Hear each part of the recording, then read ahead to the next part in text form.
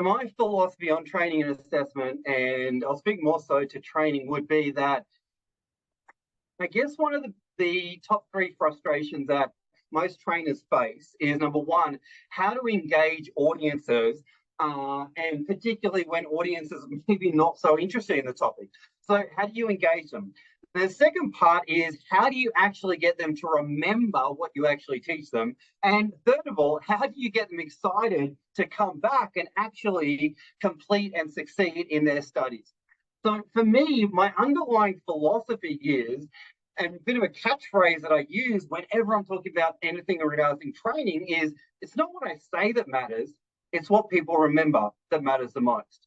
It's not what I say that matters, it's what people remember that matters the most.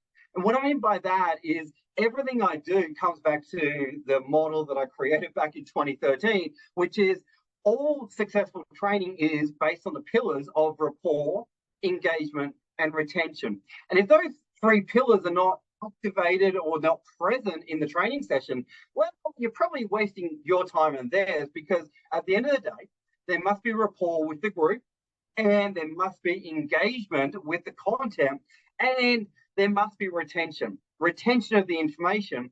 And if you teach something and 3 days later the audience has completely forgotten who you are and what you talked about, you may not have maximized your time with the audience, and maybe you may need to shift what you're doing or how you're doing it. So my belief is it's not what you say that matters, it's do the people actually remember what you've actually taught them.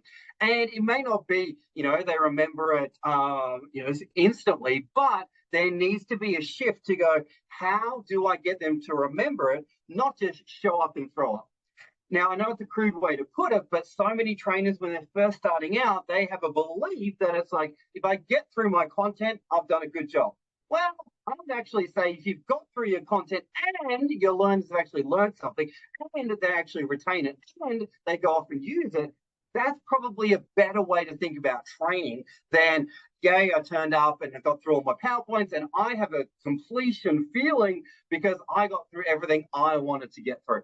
Well, let's shift to, did they remember what you actually taught them? So that's kind of my philosophy around training, and helping people really deliver in a way that's going to be most powerful for them and for their audience.